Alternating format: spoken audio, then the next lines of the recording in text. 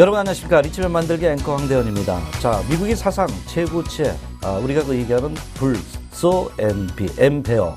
자, 소의 힘이 더욱더 강해지고 있습니다. 모두 크리스마스 선물에 대한 기대치가 상당히 높아지고 있습니다. 잠시 후 바닥 매집제 엿보기의 대가 박경석 대표를 모시도록 하겠습니다.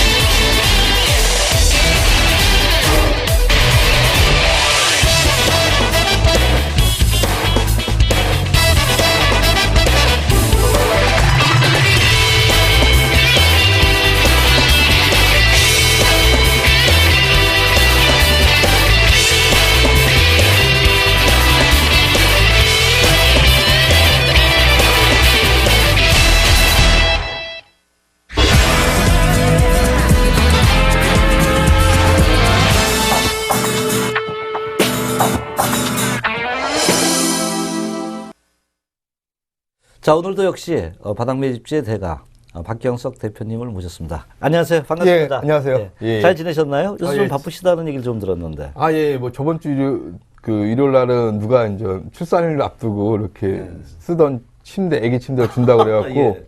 또 어떻게 또 아는 분한테 화물차를 빌려서 또 그거 갖고 또 수원까지 가서 네. 그거 받아갖고 또 이제 그 침대 올리는데 아주 뭐 고생을 좀 했습니다. 예, 이제 그 참 인생이 이제 바빠지는 이제. 예, 좀 늦은 나이에 어떻게 장가를 가서 또 애를 이제 낳게 돼서 예. 이제 어떻게 보면 한 가정을 이제 이루고 있지 않나 그렇죠. 저 생각됩니다. 책임감도 무거워지고 또 인생도 예. 새롭게 보이게 되고 아주 축하드립니다. 자, 요새 상당히 바쁘신 걸로 이제 좀 알고 있고요. 예. 최근에 이제 우리가 이제 그 방송을 좀 하기 전에요. 예. 최근에 그 산타크로스가 이제 양적 하나 축소하면서 또 그쪽에도 또 바쁘다는 얘기가 있던데. 그러니까 이제 뭐 우스갯소리로 많이 하죠. 뭐 산타넬리가 우리나라 증시에는 없으면서 이제 보통 얘기하는 이제 양적 하나 축소. 얘기하자면 이제 핀란드에 이제 산타 할아버지가 계셨잖아요. 네네. 뭐 이제 우리가 얘기하자면 근데 이제 핀란드의 노키아 회사가 이제 어려워지면서 얘기하자면 거기도 양적 완화 축소로 국내 증시까지 얘기하자면 이제 양적 완화 축소라는 의미가 이제 그동안 많이 풀다가 좀 이제 축소시켰잖아요. 그래갖고 이제 우리나라는 좀 약간 양적 완화 축소에 해당되는 국가가 되면서 어떻게 보면 산타넬리가 없지 않나 그런 얘기가 이제 뭐 증시에서 그냥 재미삼아 이렇게 돌고 있습니다. 핀란드에서는 지금 그 산타클로스 그 할배님이라 그러죠. 요새 할배 아주 참 재밌었는데 그 양적 하나 축소면 선물도 축소가 된다는 얘기겠네요. 그쪽에. 그쵸, 이제 뭐 그동안 어떻게 보면 좀 많이 베풀었는데, 이제 어떻게 보면 거기도 이제 경기를 많이 타면서,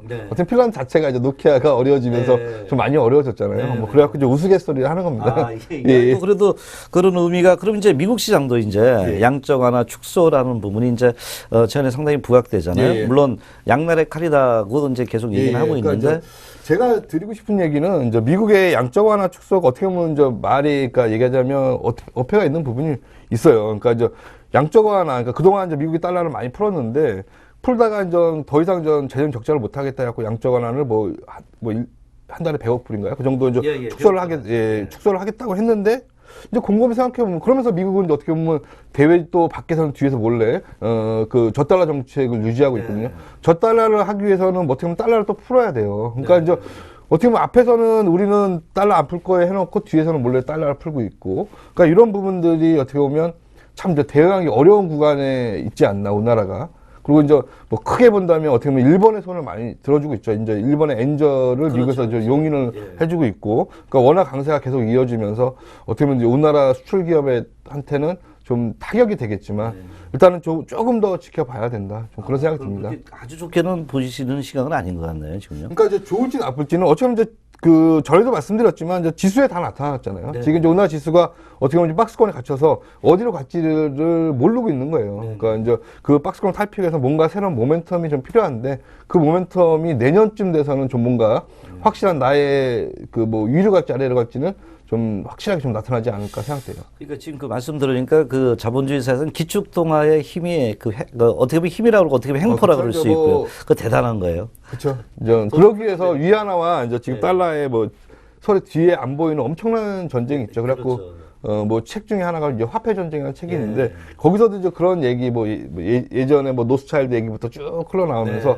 이 예전에는 어떻게 보면 이제 근본이 그러니까 금이 있어야지 달러를 발행할 수 있었는데 그 제도가 폐지가 되면서 어떻게 보면 이제 그냥 미국은 그냥 양쪽으로 그동안 계속 세계를 예, 그렇죠. 그러니까 제가 보면 이 주도권을 놓치고 싶지 않지 않나 미국에서 미국이 어떻게 보면 양적 완화 축소를 하겠다는 의미는 그 자기네 달러를 그동안 세계에 많이 뿌려갖고 뭐 아시아 국가들이 많이 이제 그 달러를 보유하게 했잖아요. 그리고 어떻게 보면 이제 그러면서 아시아 국가들이 많이 좀 성장을 했고요. 그 다음에 이제 뭐 일본이었고 그러다 한국에서 어떻게 보면 이제 중국으로 지금 넘어가고 있는데 중국에서는 지금 자기네 이제 그 위안화가 좀 계속 강세가 되니까 어떻게 자기네도 불리한 거잖아요. 그러면서 이제 어떻게 이제 앞으로 위안화 결제도 많이 하겠다. 그러면서 이제 한국과도 막 이제 그 어떤 체결을 하고요. 이제 그런 부분들이 좀 있죠. 그러니까 양적 완화라는 부분, 축소를 보면 어떻게 보면 굉장히 단순한 거지만 굉장히 복잡해요. 그 환율 전쟁 아까 말씀을 화폐 전쟁도 말씀하셨는데 뭐 중국도 지금 채권이라던가 또 외환 보유, 우리나라도 마찬가지인데 달러 약세가 되다 보니까 달러 가치가 떨어지니까 그만큼 또 갖고 있으면 손해란 말이에요. 이제 뭐 금도 금 같은 경우는 뭐 한 33% 손해났다고 그래갖고 한국은행 총재님이 많이 욕을 먹으시더라고요. 근데 이제 어떻게 보면 지나고 나서 보면 이제 우리도 예전에 이제 너무 이제 그 연기금 쪽에서 주식 투자 비중이 너무 많아서 주가가 이제 뭐 IMF 때 많이 떨어지니까 욕을 먹었는데 지금 와서는 너무 잘한 거잖아요. 그러니까 지금 당장은 떨어져서 어떻게 보면 욕을 먹었지만 그거를 잘 어떻게 보면 견뎌내야 된다. 그러니까 지금은 이제 그 기간 어떻게 보면 이제 지금 우리나라 증시가 이제 뭐 한 2, 3년 정도의 박스권 안에 갇혀 있는데 내년에는 뭔가 어떻게 보면 이제 제가 보기에는 한 번에 그 밑으로 빠지는 좀 악재가 있지만 어쩌면 그거를 모멘텀을 삼아서 상승할 가능성이 아주 높다. 좀 보시면 될 것 같습니다. 아무쪼록 양쪽 하나 축소가 아까 말씀하신 대로 그 우리나라 증시가 내년도에는 한박 웃음 짓는 그런 장세가 좀 됐으면 좋겠는데 요새 그 증권가 루머도 상당히 많다고 그러던데 뭐 혹시 뭐 들리는 얘기는 있으세요? 뭐 증권가에서 나온 얘기 그다음에 이제 이게 언론에 한번 많이 나왔어요. 이제 그러니까 뭐 우스갯소리 김정은 씨가 눈썹을 이제 반 민게. 이제 사람이 이제 앵커님 같은 경우는 눈썹을 반 미실 때가 있었나요? 저는 그런 적은 없습니다. 그러니까 이제 이게 자발적으로 밀었느냐, 이제 타의적으로 밀었느냐. 그러니까 이제 저는 그 북한의 뭐 전당대회라 해야 되나요? 공산당 이렇게 모일 때 눈썹을 이렇게 밀고 나온 거 보고 깜짝 놀랐어요. 그러니까 이제 그리고 이제 머리도 좀 부시시하고. 그러니까 뭔가 이제 얘기하자면 이제 최룡해 씨의 쿠데타 설도 있더라고요. 쿠데타를 하면서 어떻게 보면 그 우리가 얘기한 바지 사장식으로 김정은 씨. 그러니까 모든 그 우리나라 사람들은 다 이제 김정은 씨를 욕하고 있잖아요.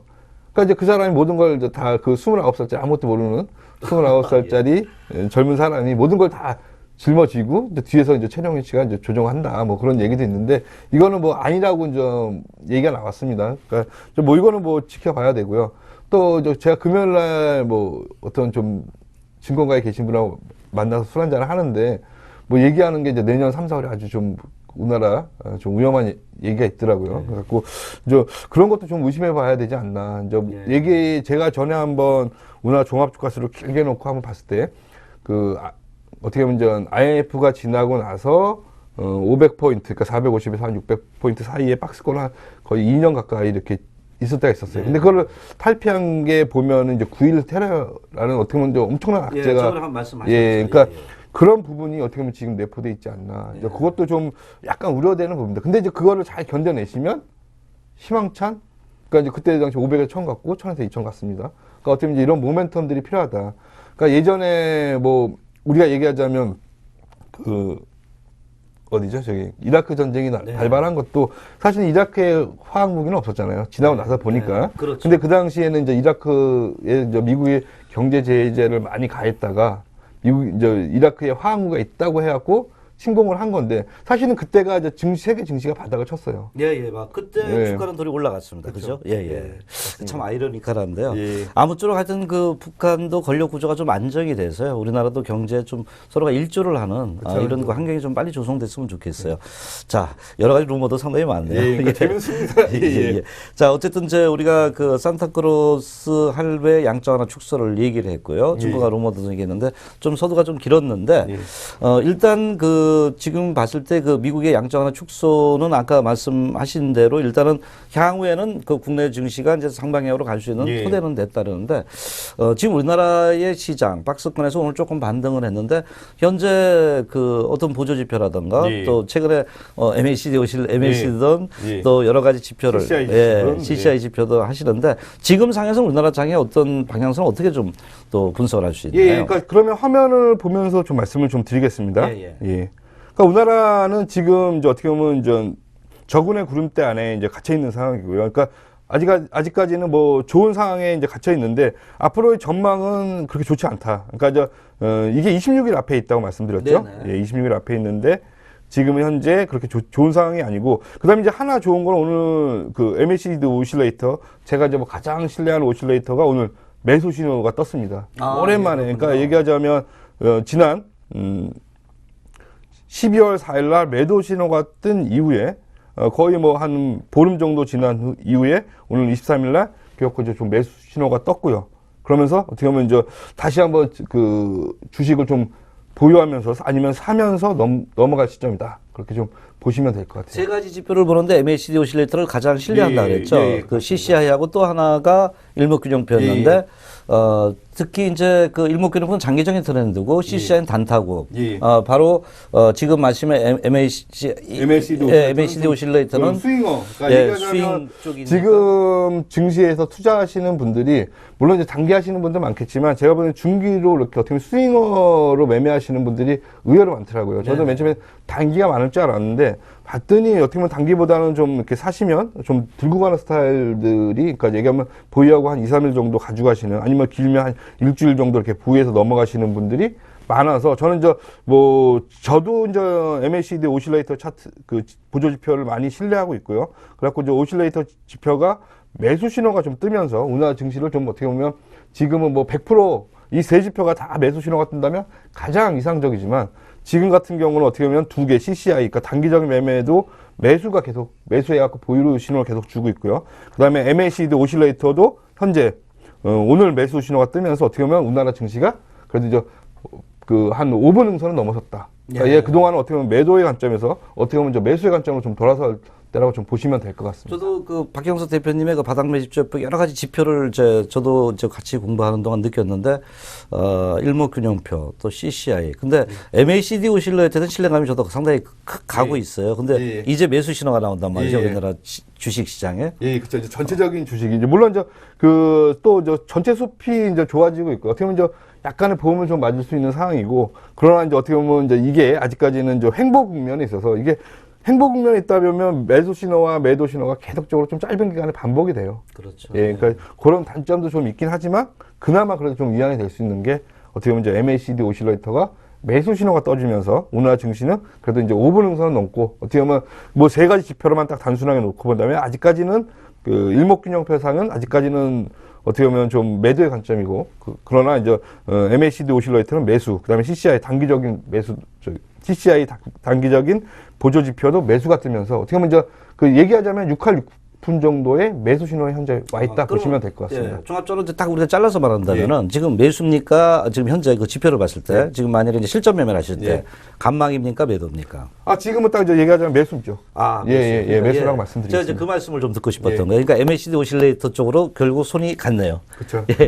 알겠습니다. 자, 그러면은 지금 이제 그 미국의 양적 완화 축소 부분과 지금 시장의 보조 지표를 가지고 투자 전략을 좀 세워봤는데요. 지금 이제 그 업종별로 우리가 한번 좀 들어가 볼까 하는데 지금 이제 뭐 최근에 그 크게 잘 나가던 자동차 업종이 그 엔저 때문에 상당히 고용을 치르고 있고요. 현재 좀 어려운 상황이죠. 경기는 상당히 좋아진다 이런 얘기가 있단 말이에요. 그런데도 불구하고 지금 약간 이게 설왕설래를 하고 있어요. 그러면 우리 그 박경석 대표께서 업종별로 뭐 지표라도 좋고요. 또 나름대로 어떤 사견 또 아니면 분석에 의해서 좋다면 어떤 업종이 가장 그 좋은? 저는 지금 시가총액 뭐 전에도 한번 말씀드렸지만 일단 시가총액 한 10위권 안에만 보면 거기 10위권 안에 이제 뭐 삼성전자 어떻게 삼성전자는 반도체, 그다음에 휴대폰, 뭐 그다음에 가전 이렇게 이제 매출이 구성돼 있죠. 그다음에 현대차 같은 경우 뭐 자동차가 거의 많은 비중을 차지하고 그다음에 포스코 있고요, 철강 쪽. 그다음에 현대모비스는 자동차 부품이고요. 그다음에 SK 하이닉스는 반도체죠. 그다음에 네이버는 어떻게 뭐 대표적인 뭐 인터넷 업체라고 호텔 하는데, 사이트 업체. 예. 예, 예. 그러니까 이런 거 그 시가총액 상위권 한번 차트만 보셔도 지금 사실은 가장 좋은 거는 어떻게 보면 SK 하이닉스가 예, 가장 몇번 예, 강조하셨는데 계속 강조하고 어떻게 보면 계속 오르고 있어서 예, 제가 어떻게 보면 SK 하이닉스를 말씀드릴 때 그 조정 받을 때 사라. 근데 이번 조정이 절호의 매수 찬스였죠. 오늘 한 4.81%가 상승을 또 했습니다. 예, 오늘 아주 상당히 많이 예, 그러니까 제가 떴어요. 35,000원대 아주 35,000원 약간 깨고 갔죠. 네. 예, 그러니까 이렇게 어떻게 보면 이런 대형주를 사실 때는 이렇게 조정권을 또 매수하시고요. 그다음에 또 쫓아가는 건 한 2, 3일 정도 그래도 이렇게 추세가 한번 형성되면 SK 하이닉스 같은 경우는 다시 이력하면서 또 고점, 지난 고점이죠. 지난 12월 17일 날 기록했던 고가 37,550원을 이제 돌파하겠죠. 네. 예. 자, 그러면은요. 예. 이제 업종별로 봤을 때 가장 그 우리나라에서 지금 향후에 예. 뭐 어떤 뭐 보조 지표든 또 어떤 펀더멘탈 측면이든 예. 이런 부분을 갖다 종합해 볼 때 지금 박경석 대표께서 만약 업종을 선택하라면 보험 업종도 있을 테고요. 예. 은행 업종도 있을 테잖아요. 또 뭐 지금 그 말씀하신 그 IT 업종도 있고 예. 자동차 업종 여러 가지가 있는데 거기서 이제 내년도에 유망 업종을 본다면 어느 쪽을 좀 보시고 저는 이제 가장 그때도 말씀드렸지만 반도체 업종이 가장 유망할 것으로 예, 판단이 예. 되고요. 예, 예. 여러분들이 이제 생각하시는 다시 한번 좀 강조드리는 부분은 뭐냐면 그동안 우리가 쓰던 데스크탑 컴퓨터에서 이제 컴퓨터들이 많이 변화하고 있고요. 지금 여기 방송가에도 많이 아이패드나 그런 걸 쓰시는 분들이 아마 각 가정마다 거의 웬만한 가정마다 한 대에서 아니 2대 정도 많이 좀 보급이 됐을 거예요. 그리고 지금 우리가 쓰는 핸드폰 같은 경우도 낸드 플래시가 많이 들어가요. 그래갖고 이제 삼성전자 같은 경우는 어떻게 보면 10년에서 아니면 짧게는 2, 3년 앞을 내다보고 투자를 하잖아요. 근데 이제 삼성 같은 경우는 지금 중국의 시안 공장에 한 9조 원 정도를 지금 공장을 짓고 있고 내년 상반기에 가동을 시작을 한대요. 그래갖고 제가 이렇게 여러분 우리 회원님들한테 추천드린 종목 같은 경우는 거기에 수주를 계속적으로 받고 있거든요. 그게 네. 공시가 3개월, 4개월마다 계속적으로 나오고 있더라고요.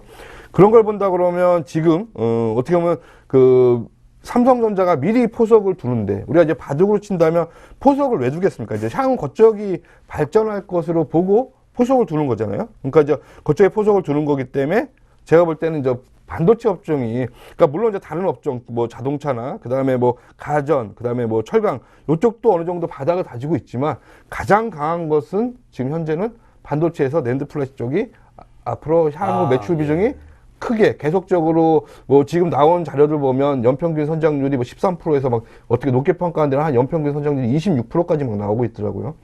그리고 이제 어떻게 보면 아시아 국가들이 우리 핸드폰이 그동안 어떻게 보면 그냥 일반적인 휴대폰에서 스마트폰으로 바뀌면서 거기에 다 메모리가 들어가는 게 낸드 플래시 쪽으로 다 들어가거든요. 예. 이제 그러면서 어떻게 보면 이 낸드 플래시 시장 규모가 계속적으로 늘어나고 있고, 예. 그 다음에 이 노트북, 지금 여기 쓰고 있는 이 노트북 같은 경우도 우리가 SSD라는 하드가 네네네.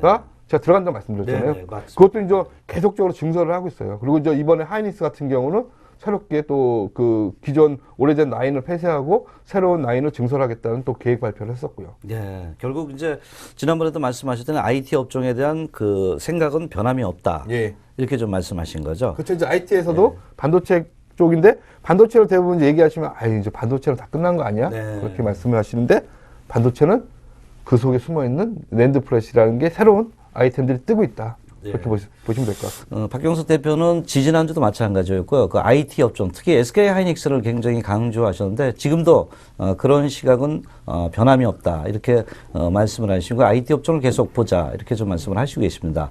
여러분들 잠시 후에 또다시 뵙도록 하겠습니다.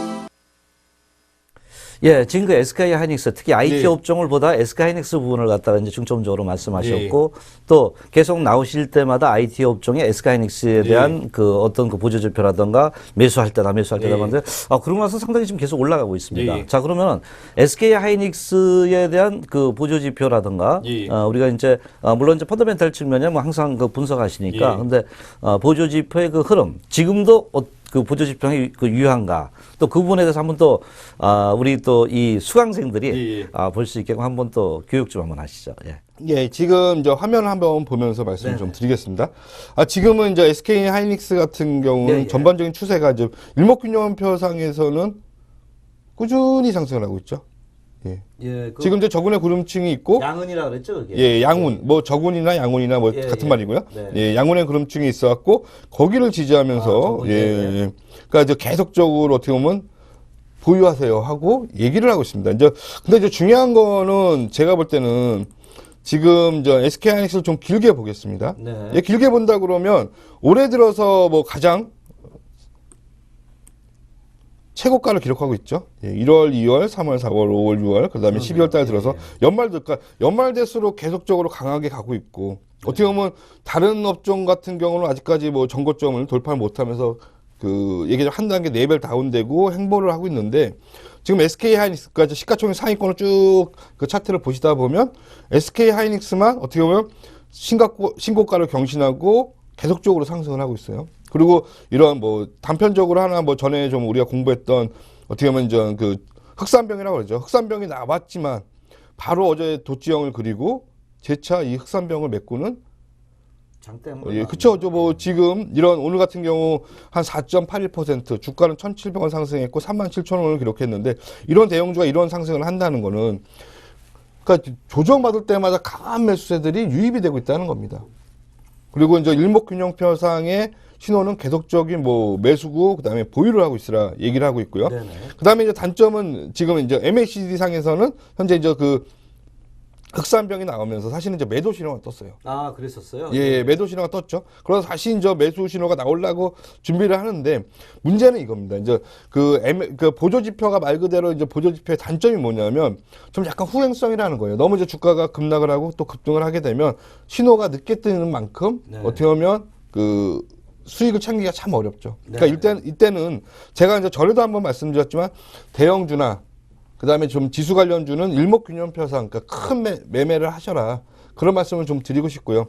지금은 제가 볼 때는 이 SK 하이닉스 같은 경우는 일목균형표상에 늘 보고 매매를 해라. 예. 그러니까 얘기하자면 앞으로 이게 이제 그 선행 스팬 1과 2가 전환이 되면서 어떻게 보면 이제 의문의 구름대라고 그러죠. 의문의 구름대가 나오기 전까지는 계속적으로 보유를 하시면 될 겁니다. 예, 차트상으로도 이렇게 봐도 참 안정적으로 이렇게 그 반등을 좀 하고 있고요. 그렇죠. 예, 또 저런 종목은 이제 뭐 CCI인가요? 그 다 단기적으로는 그 지표를 쓰는 건 아닌 것 같고요. 그죠? 그렇죠. 여기 보면 CCI 같은 경우는 이번 달 들어서 몇 번을 매매하게 했냐면 이번 달에 벌써 이제 지난 12월 3일 날 매도 신호를 줬고 다시 매수 신호를 줬고 매도를 줬고 매수 줬고 매도 줬고 다시 이제 매수가 떴습니다. 오늘.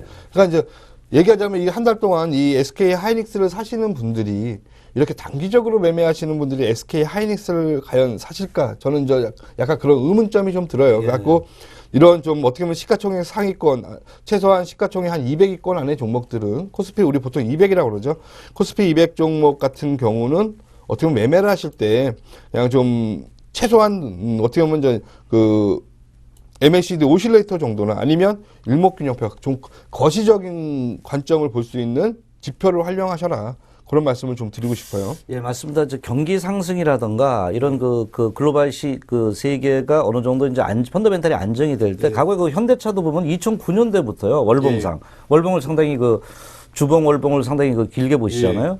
갖고 있었으면 그 5만 원대에서 25만 원까지 갔단 말이에요. 5배 정도 반등했단 말이에요. 그래서 그 당시에 만일에 그 지표를 보는 사람들이 종목별로 이제 그 차별화를 둬야 되는데 CCI를 봤을 때 벌써 팔았겠고요. 그죠? 그렇죠. 그거는 이제 뭐 매매를 했으면 MACD 오실레이터도 제가 볼 땐 팔았을 가능성이 그렇죠. 있고요. MACD 같은 경우는 제가 볼 때 한 달에 한 3번에서 4번 그 정도 이제 매매를 하게 하더라고요. 그러니까 이제 대세를 본다. 경기가 살아났다. 그러면 이 주식이 메인 주식이다 그럴 때는 차라리 아까 말씀하신 그 가장 그냥 그 장기적인 지표, 예, 일목균형표나 일목균형표를 예. 보시는 게 더 나을 수도 있다. 그또 하나 뭐 좀 얘기를 든다면 그 대세 상승장 어떻게 보면 이제 우리나라 증시가 이제 크게 갈 때 보면 네. 그 한 번 투자 형성되고 한 2, 3년 꾸준하게 좀 상승을 하잖아요. 네. 물론 이제 가는데 조정이 있고 뭐 그러긴 하지만 그런 걸 잘 견뎌내시면 이제 그때 이제 하나의 테마들이 형성되거든요. 그러니까 지금같이 이제 우리나라 증시가 좀 박스권 안에 갇혀 있고 이 박스권을 돌파하기 위해서 뭔가 새로운 테마가 형성이 돼야 되고 뭔가 시장에 주도주가 나타나야 되는데 그 주도주라는 것이 이제 뭐가 될까 이제 우리 소위 말해서 우리 전문가들이 예측을 하는 거잖아요.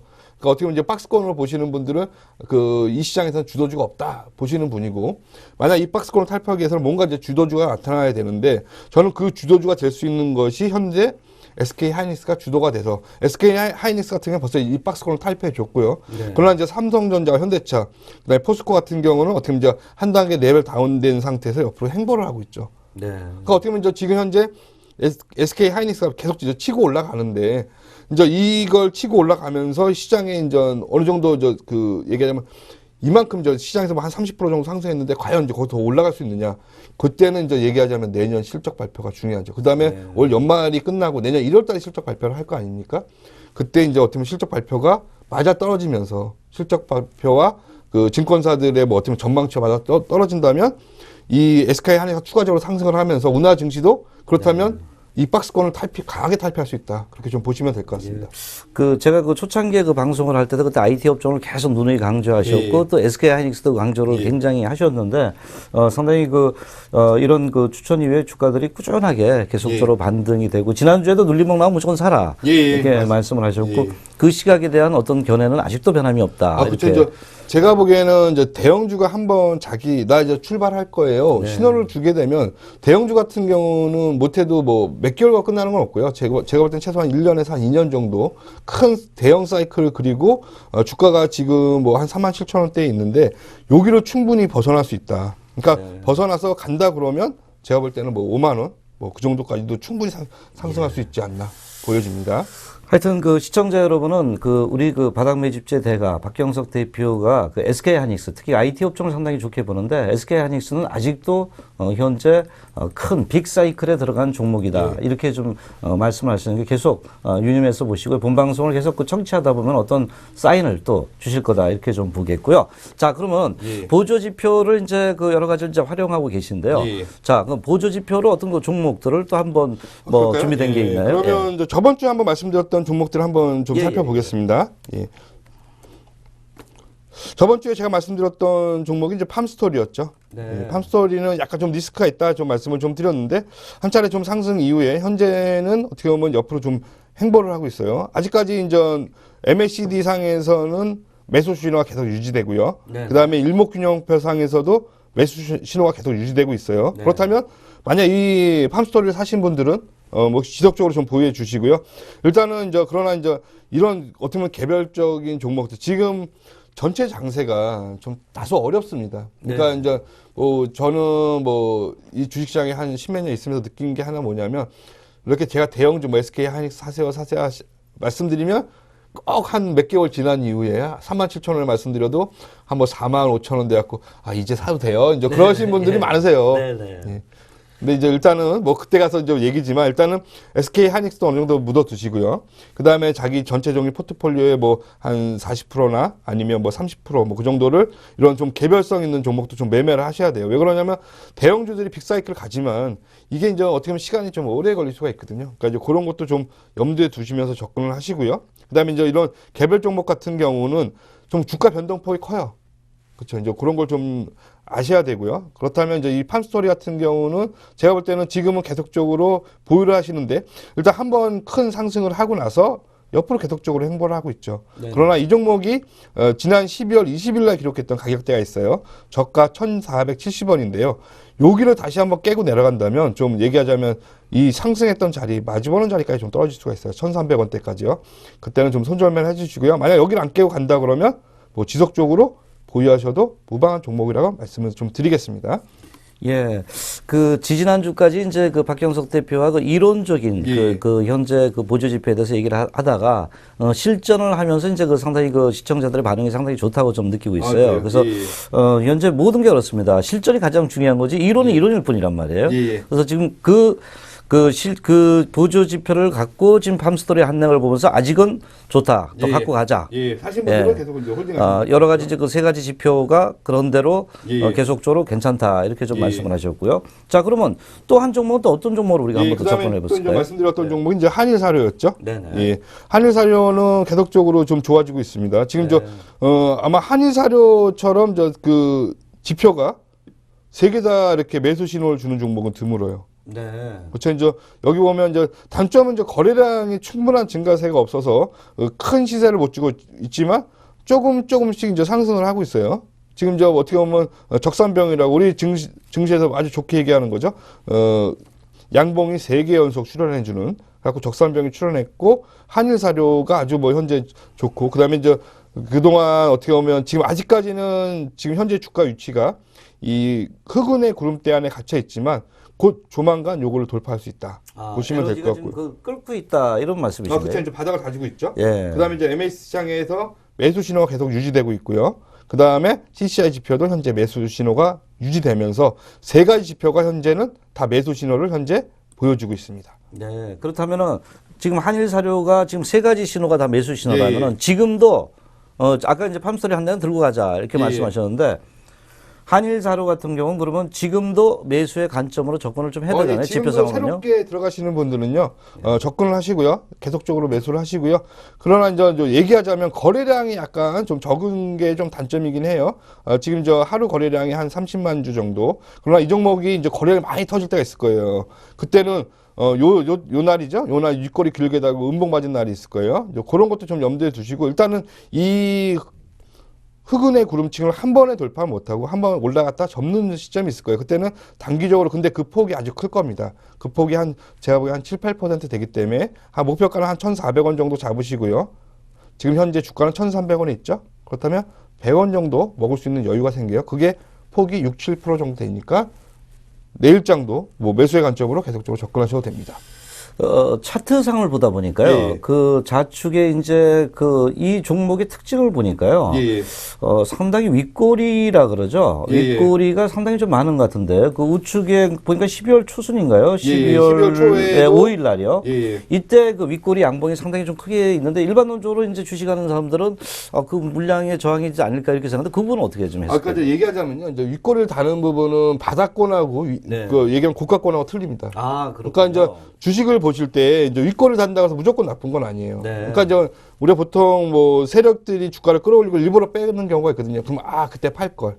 팔았어야 되는데 자꾸만 이제 그런 심리를 나타나게 하면서 물량을 뺏어가는 거예요.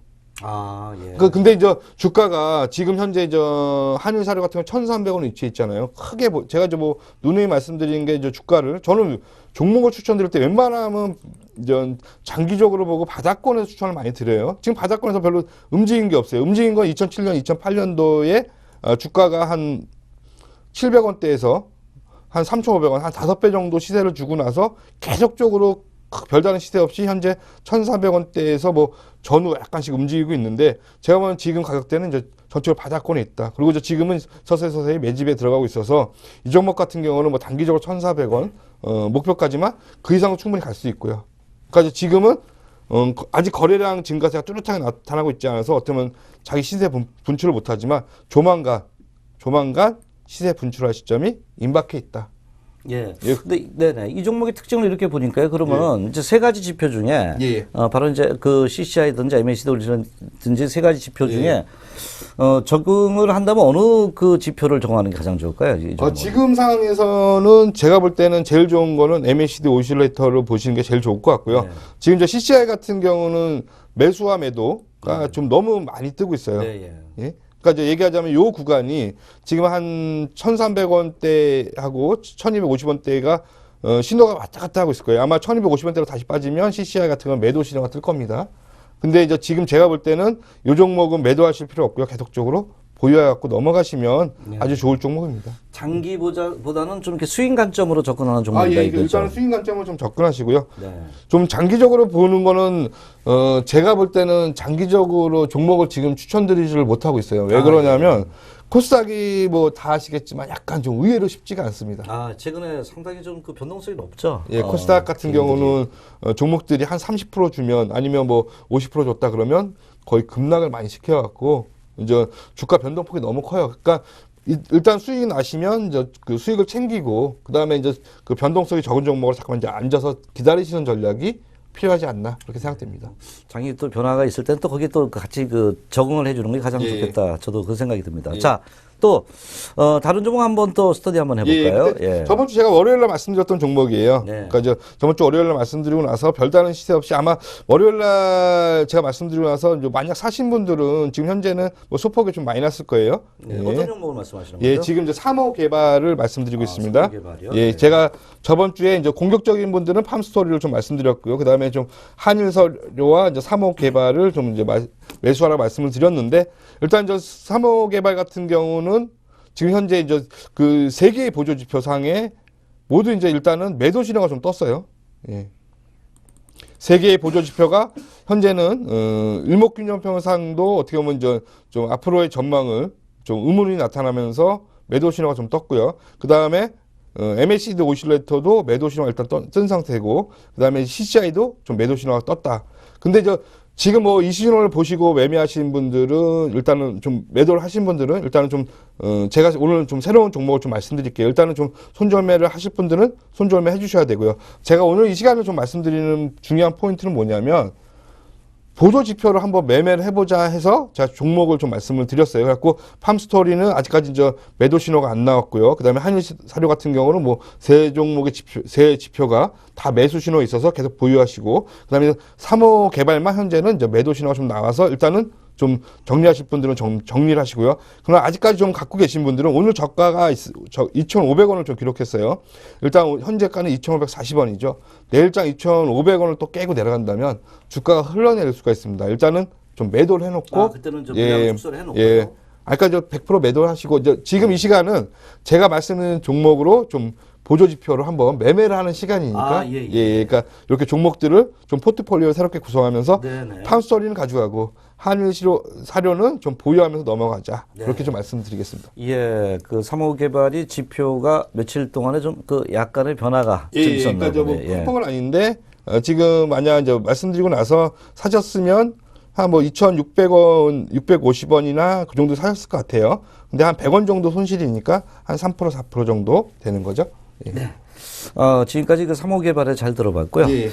전체적으로 이제 그 종목별로 지표가 나올 때 그에 따라 대응을 정확하게 하라는 그 말씀이시죠. 그게 중요한 포인트니까 일단은 이제 중요한 거는 가장 먼저 좀 보실 게 일단은 MACD 오실레이터 나중에는 제가 지표들을 하나씩 좀 없앨 거예요. 왜 그러냐면 지표가 너무 많다 보면 여러분들이 헷갈려 하실 수도 있으니까 이제 나중에 지표는 좀 MACD 오실레이터를 할 거고요. 그다음에 MACD 오실레이터를 좀 수치를 좀 변경시킬 겁니다. 지금 현재는 그냥 우리 일반적으로 나고 있는 시그널선을 9로 하고 그다음에 이제 뭐 이평선들을 12일, 26일로 했는데 요 신호 지표를 약간씩 제가 변동시켜 갖고 나중에 좀 보여드리도록 하겠습니다. 예, 잘 알겠습니다.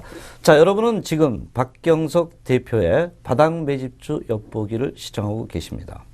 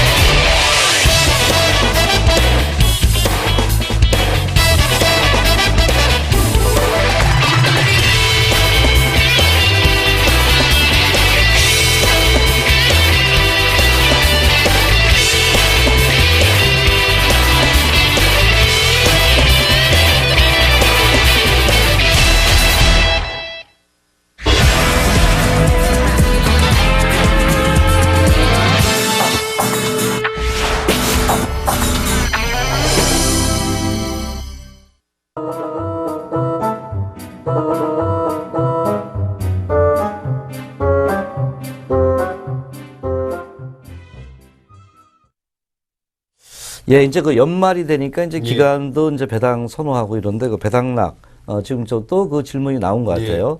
그 당시에도 이제 갖고 가라 이렇게 말씀하셨는데 지금 현 시점에 과연 배당락을 받고 내년을 바라봐야 되나요? 제가 이제 지난주 같은 경우는 이제 이런 말씀을 좀 드렸을 거예요. 우리나라 1950선을 지금 지킨다면 어떻게 보면 이제 가져가시고 뭐 만약 못 지킨다면 좀 파셔야 된다고 말씀을 드렸는데 이제 거의 뭐 얘기하자면 이제 우리나라가 이제 30날인가요? 이제 일주일 남았죠. 그렇죠. 예. 그러니까 뭐 제가 다음 주가 이제 방송이 언제 뭐 월에 30일 하게 될 것 같은데요. 네. 이제 일주일 남았으니까 이제 오늘 결정을 해야 될 거 아니에요. 예. 그러면 저는 보유하고 넘어가자. 네. 예, 그냥 예스 홀딩입니다. 예, 그 말씀 나오실 줄 알았어요. 왜냐면 내년도 장을 좀 좋게 상방향으로 보시니까 당연히 가져가시겠고요. 그러니까 이제 어려운 부분입니다. 이제 보통 이제 증시에서 이런 얘기가 많이 있어요. 이제 윈도우 드레싱 효과라는 게 있는데 요 얘기를 좀 들어보신 분도 계시고 안 들어보신 분도 계실 거예요. 네네. 그러니까 윈도우 드레싱 효과라는 게 뭐냐면 이제 월말이나 아니면 분기말 그다음에 연말 되면 펀드 매니저들이 이제 주식을 사요. 이제 왜 사느냐? 이제 연말이나 이제 월말 되면 이제 평가를 하게 되잖아요. 그렇죠. 그러면 그동안 뭐 우리 쉽게 얘기하면 뭐 내가 1,000억을 운영을 한다. 그러면 이제 삼성전자를 뭐 2,000억 정도 사놨을 거 아니에요. 그러면 지금 삼성전자를 내가 현찰을 얼마 갖고 있으면 한 200억을 미리 사는 거예요. 그러면 삼성전자가 한 내가 200억 갖고 1%만 올려도 내 전체 2,000억 갖고 있는 그게 1% 오르면서 전체적인 내 평가 금액이 올라가는 거예요. 그러면서 펀드 매니저들에 대한 평가가 올라가는 거죠. 그래갖고 이제 지금 어떻게 보면 기관들의 이런 매수세가 좀 그 윈도우 드레싱 효과도 있고, 그 다음에 이제 거기에 또 플러스 알파 되는 게 이제 배당락이라는 게 또 있죠. 네네. 이제 그런 거를 많이 좀 노리고 있지 않나. 그래서 어떻게 보면 지금 지수가 우리나라 종합주가지수가 어떻게 보면 좀 불안했어요. 그동안 이제 1950선을 못 지킬 것도 같았죠. 그때 상황에서는. 그랬는데 지금 어느 정도 이제 1950선을 좀 지지를 하고 장기 이평선들을 한 차례 깨고 내려갔다가 지켜내면서 어떻게 보면 우리나라 증시가 좀 2000선 위에, 그러니까 어떻게 보면 연말 돼서 이제 저는 이제 다음 주 30날에 좀 궁금한 게 하나 있는데 과연 이제 우리나라 종합주가를 2000선 위에 올려놓고 끝나느냐 아니면 2000선 아래에서 끝나느냐 그것도 한번 좀 생각해 본 부분 같아요. 네. 근데 이제 1950선은 좀 지켜내는 것으로 보여집니다. 그래서 배당주는 이제 보유하면서 넘어가시고요. 근데 이제 두 번째 질문이 아까 이제 호재와 악재였나요? 호재 악재죠. 예. 아, 예. 이 부분은 이제 뭐 호재라 그러면 이제 뭐 얘기하자면 3D 프린터 관련주. 그것도 IT 쪽이네요. 예, 홈플러스에서 3D 프린터를 뭐 판다고 얘기가 나왔더라고요. 벌써 그런 얘기 나오고 있으니까. 팔고 있다고 뭐 얘기하던데. 네네. 뭐 도봉구 그쪽에서 이제 네.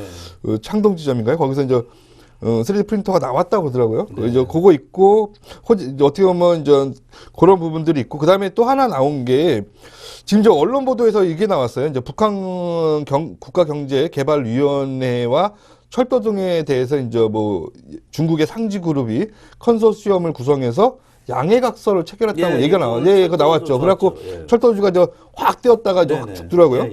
그래서 그러니까 어떻게 보면 이제 지금 이제 뭐 북한도 어려운 상황이고 예, 아까 이제 잠시 이제 북한 얘기도 했지만 참 어려운 상황이고 우리나라도 지금 뭐 여야 간에 대치가 이제 되게 심한 상황이잖아요. 그다음에 지금 뭐 철도 민영화냐 뭐 그런 여러 가지 얘기 있어갖고 뭐 북한하고 얘기할 틈도 없는데 중간에 이제 이런 뉴스가 나오면서 어떻게 보면 이게 되게 긍정적인 거잖아요. 그렇죠. 제가 전에도 한번 말씀드렸지만 결론은 우리나라에서 그 철도가 출발을 해서 뭐 철도를 연결하겠습니까? 그러니까 이제 얘기하자면 북한을 통과해야 되는데 북한 입장에서는 절대 자기네들이 손해볼 일이 아니다. 네. 그러니까 이제 이거는 제가 보기에는 뭐 99.99% 이제 큰 변수가 없지 않는 한 이거는 어떻게 보면 착공이 될 것이다. 그래갖고 지금 뭐 평양부터 신의주까지 187km를 이제 중국 기업이 만든 것으로 이제 합의를 했는데 우리나라도 어떻게 보면 이거 엄청난 사업이잖아요. 그렇죠. 그러니까 이거를 어떻게 보면 우리나라 기업도 참여를 해야죠. 네. 예? 그리고 어떻게 보면 이제 북한하고 지금 약간 좀 어려운 상황이긴 하지만 얘기할 건 또 이제 비즈니스 관계는 또 비즈니스 관계잖아요. 그렇죠. 정치적인 문제는 정치적인 문제고. 개성공단을 보고 비즈니스 관계로 들어갈 것 같아요. 제가 철도 관련주들 같은 게 그다음에 이런 어떻게 보면 그 북한 관련주 지금 뭐 이런 대하티아이나 대오에 이런 철도 관련주도 엮어야 되고요. 어떻게 보면 이거 호재가 내년에 될 수 있고 그다음에 이제 DMZ 테마공원 이 철도만 놓여진다면 어떻게 보면 얘기는 잘 된 거 아닙니까? 그렇죠. 그렇다면 지금 이제 정부에서 국회 예산에서 DMZ 테마공원 그 예산이 편성이 됐더라고요. 그렇다면 그 삽을 뜨겠다는 얘기잖아요. 그러니까 DMZ 평화공원에 삽을 뜬다면 그 평화공원 관련주들이 또 좋아지겠죠. 네. 그러니까 이게 좀 호재가 될 수 있고요. 네네. 그 다음에 이제 악재로 또 말씀을 좀 드리면, 그러니까 이제 북한이 이제 강경책으로 나오는 겁니다. 뭐 어떻게 북한에서는 그 핵을 계속적으로 위협을 하잖아요. 그러니까 이제 뭐 이런 얘기를 좀 드려도 될지 모르겠지만 일단 핵을 보유한 나라가 전쟁이 일어난 적이 아직 없어요. 네. 그러니까 이제 뭐 그래갖고 북한이 자꾸만 자기네들이 마지막 살 길은 어떻게 보면 이제 핵이다 하고 생각해서 핵을 하는데 이제 북한은 어떻게 보면 이제 이걸 딱 손 놔 버리고 나는 이제 그러면 어떻게 보면 이제 좀 경제를 개방하겠다, 좀 좋은 쪽으로 간다 그러면 어떻게 보면 우리나라한테는 내년이 큰 호재가 되면서 어떻게 보면 새로운 그 우리나라 증시의 박스권을 좀 탈피할 수 있지 않나. 그러나 북한이 이제 지금 장성택 씨의 뭐 실각으로 인해서 어떤 방향으로 갈지는 아직까지 미지수아니에요. 네네. 근데 이제 북한에서는 계속적으로 경제 개발을 계속적으로 하겠다. 그러니까 큰 변수는 없다. 뭐 그렇게 얘기를 하고 있는데 일단 이것도 지켜봐야 될 일이고 북한은 어떻게 보면 그 랜덤워크 이론 우리가 네, 이제 예. 어디 수취한 사람이 네, 이제 어디로 어디로 움직일지 갈지를, 모르는데 예. 근데 이제 예측을 하다 보면 북한도 보면 이번에 뭐 장성택 씨의 실각이 북한의 이권 사업에 의해서 서로 이제 군부와 그 다음에 뭐 어떻게 보면 이제 북한의 그 행정부와의 싸움으로 인해서 이제 결론은 군부가 이겼다. 이제 그러면서 그 이제 거기 싸운 이유가 뭐 그 정치적 대립보다는 어떻게 보면 이제 경제적인 관점, 돈이죠. 예, 그러니까 이제 돈을 누가 짓느냐. 예, 그래갖고 어떻게 북한도 지금은 보면 그 이익되는 쪽으로 자꾸만 방향을 돌리고 있어요. 어떻게 보면 그동안은 자기네 명분을 이제 유지하다가 명분을 위주로 하다가 어떻게 보면 이익 쪽으로 가면서 제가 보기에는 이제 북한도 뭐 지금 여러 가지 북한 책임이 엮은 게 많잖아요. 그렇죠. 그러니까 내가 보기에는 이제 우리나라 정치가 이제 내년 되면 뭐 국회야 뭐 우리나라도 지금 뭐 셧다운식으로 뭐 여야 간 대치가 너무 심한데 이게 이제 내년쯤 되면 다 마무리될 것으로 보이고요. 한 뭐 내년 1월이나 2월쯤 되면 마무리될 것으로 보이고 그 다음에 이제 북한하고도 어느 정도 문제가 해결되면 어떻게 보면 테마가 네. 그런 철도 관련주 그 다음에 DMZ 테마주가 될 수 있다. 네. 아. 예, 그러나 이걸 안 할 경우는 악재가 될 수 있다. 네. 그러니까 이제 이런 어떻게 보면 이 호재와 악재가 그러니까 동전이 딱 지금 이제 서 있는 것 같아요. 그래갖고 이렇게 어느 쪽으로 앞면으로 떨어질지 뒷면으로 떨어질지는 일단 내년을 봐야 되지만 이 호재가 악재가 될 수 있고 악재가 호재가 될 수 있는 네. 아주 어떻게 보면 우리나라가 그 외주를 타고 어떻게 보면 우리나라가 탔는지 북한이 탔는지 모르지만 북한이 모든 키를 갖고 있다.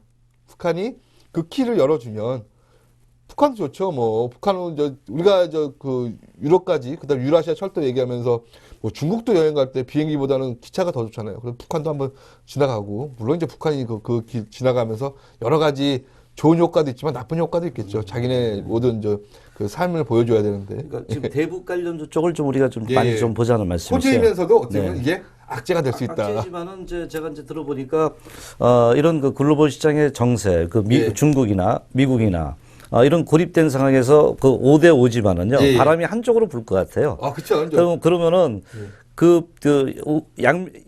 둘 중에 하나지만은 바람 부는 쪽으로 가지 않겠느냐. 저는 여러 가지 이제 지금 그 앞에는 뭐 벼랑 끝 어떤 그 권력 투쟁이지만은 좀 드리면 그 영화 중에서 옛날에 이제 부자 사람이 어떤 와이프가 너무 예쁜 거예요. 다른 사람이. 하고 너무 예뻐갖고 이제 이 사람이 이제 그 제안을 해요. 내가 이제 뭐 그 당시에 한 10억인가요? 금액을 잘 생각 안 나는데 라고 하룻밤을 보면은 10억을 주겠다 하고 이제 맨 처음에 그러면 막 갈등을 때리잖아요. 이게 10억이라는 받을까 말까 하다가 근데 이남 그 부자인 사람이 딱 제안을 해요. 딱 동전을 하고 그러면 우리 동전으로 하자. 그래갖고 동전을 던져서 앞면이 나오면 나하고 같이 이제 하룻밤을 보내고 그다음에 만약 뒷면이 나오면 없던 일을 하자. 그러니까 저 얘기하자면 그쪽에서는 그래도 명분이 있잖아요. 어떻게 보면 피해갈 수 있는. 그다음에 이제 뭐 어떻게 보면 이제 돈도 생기고 약간 사람이 근데 이제 그거를 근데 결론은 안면이 나왔어요. 그래갖고 이제 그 남자하고 하룻밤 되고 나중에 이제 그 가정이 파탄이 났지만 근데 나중에 그 부자가 그 동전을 딱 보여주는데 그 동전에는 둘 다 안면이더라. 그러니까 예. 그 반발이 둘 다 안면이었으면 좋겠습니다. 내년도에 대북 관계라든가 또는 중국 관계 그러니까 모든 가서 지금 보면 다 안면이에요. 네. 제가 보기에는 왜 그러면 북한이 돈 되는 일을 지금 돈 때문에 싸웠는데 더 돈 되는 일을 지금 하고 있는데 그리고 뭐 철도 북한 땅 남아 도는 데 많잖아요. 거기에 뭐 철도 만들면서 돈 그냥 지나가는데 돈 받으면 예 그리고 금강산도 너무 하고 싶어하고 그런 게 있죠. 그러니까 제가 볼 때는 지금은 긍정적으로 보셔야 될 것 같습니다. 예. 물론 저 아까 말씀드렸듯이 의외의 변수가 나와서 이제 그 액션이 뭐가 나오냐, 9.11 테러 같은 악재가 나올 수도 있고, 어떻게 보면 저 북한이 호의적으로 나오면서 우리 이제 핵개발 중단하고 저 개방의 문을 열겠다 하는, 어떻게 보면 저 우리나라한테 큰 호재가 될 수 있는 예. 그런 개방적 정책도 나올 수 있고요. 하여튼 그, 내년이 예. 중요한 포인트다. 중요한 포인트인데 거기서 어떤 변수, 이제 그 앞면이 양쪽으로 어차피 앞면이 예, 그 앞면이라면은 예. 바로 대북 관련주, 예. 철도 관련주, 가스 관련주, 예. 또 여러 가지 그 지금 북한과 러시아하고도 관련된 얘기 많이 나오고요. 우리나라 같은 경우는 이제 배로 많이 LNG 선으로 왔다 갔다 하잖아요. 예. 근데 그냥 가스관 얘기하죠. 옛날에 이제 그 MB 대통령께서 막 얘기하셨던 예. 그 알겠습니다. 예. 그럼 예. 비핵무제 관련주, 이런 북한 관련주를 지금 잘 봐라, 예. 이런 말씀을 하신 거네요. 예. 전체적으로 하여튼 내년도의 호재를 미리 예상을 했는데 극과 극은 통한다. 바로 대북 관련주, 물론 그것이 지금 당장은 불안하지만은 큰 흐름상 동전은 다 앞면일 수도 있다는 우리 박경석 제가 대표의 뭐 그 은밀한 유역에 나오는 그 사람 로버트 레드푸드인가요? 네. 뭐 그 사람이 될 수는 없지만 하여튼 그런 어떻게 보면 이제 명분이 필요하다, 북한에도. 그러니까 우리가 이제 개방을 하는 정책의 명분이 좀 필요하다. 그래갖고 이제 동전을 주는데 다 앞면이 나올 수 있는 동전을 줘야죠. 예. 예. 결국 북한도 벼랑 끝 외교로 끝날 가능성이 많다는 것이네요. 어쨌든요. 예. 그죠? 예. 지금까지 이제 그 내년도에 호재 악재, 얘기를 들어보니까 또 상당히 일리가 있는 그 현재 얘기고요. 그래서 뭐 북한 관련주를 잘 보자는 말씀이시고요. 잠시 후에 여러분 다시 또 뵙도록 하겠습니다.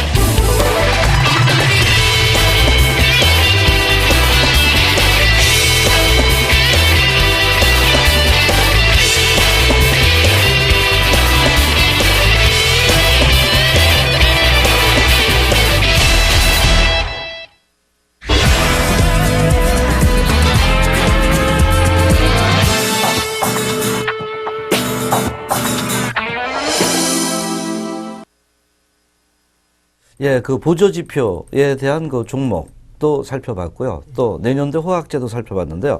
자, 일단, 아까는 이제 지나간 거에 대한 복귀를 해줬어요. 예. 자, 뭐 보조지표로 뭐 그 또 유망 종목 있으면 좀 한두 예, 종목. 아까 저 네. 팜스토리를 보유하고 그다음에 한일사료 보유하자고 말씀드렸고, 3호 개발을 좀 매도하자고 말씀드렸어요. 그 종목을 대체하는 종목을 말씀드리겠습니다. 네, 예. 네. 화면을 좀 보면서 말씀드리면 휘닉스 소재라는 종목을 좀 말씀드릴게요.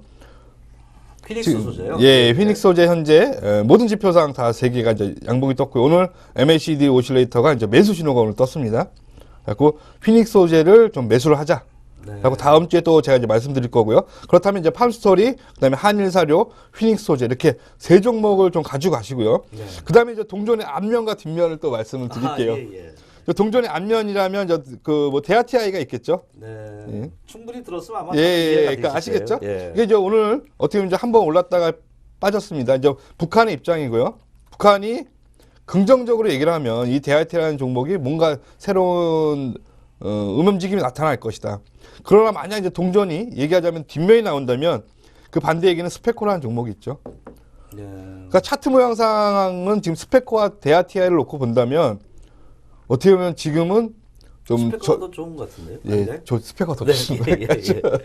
내가 말씀드리면 대아티아이 같은 경우는 한 차례 급등 이후에 그때 러시아의 푸틴 대통령 방한 이후에 네. 어떻게 보면 한 차례 급등하고 거의 엄청난 급락을 맞았어요.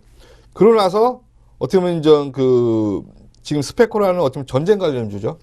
그게 자꾸만 요새 들썩들썩 내 눈에 보이더라고요. 그러니까 좀 뭔가 지금 이 내년 증시는 이 두 종목이 말해줄 것이다. 예, 예. 그러니까 대아티아이가 많이 오른다 그러면 아까 말씀드렸듯이 이제 북한이 옹호정, 그러니까 얘기하자면 그 긍정적인 신호를 많이 주는 것이고요. 만약 스페코라는 종목이 오른다면 그게 이제 좀 어떻게 보면 우리나라 증시, 내년 증시를 두 종목이 좀 전망을 하지 않나 좀 보여집니다. 네. 좋은 얘기, 그 말씀 상당히 좀 많이 예. 들었습니다. 오늘 또 이 자리에 나와주셔서 대단히 고맙습니다. 예, 예. 감사합니다. 예. 예, 그 장은 변동성은 많지만 그 예측의 영역이랍니다. 아까 우리 박경석 대표께서 말씀하신 내년도의 호재를 미리 이렇게 예측을 할 수 있는 어떤 이런 그 직관력이라는가요? 이런 부분이 좀 필요치 않겠나 이렇게 봅니다. 그래서 여러분들도 현재 리포트라든가 이런 것을 보시면서요. 또 내년도에 과연 유망 업종이나 유망 종목이 무엇인가를 나름대로 또 스터디하는 이런 부분도 좀 필요치 않겠나 봅니다.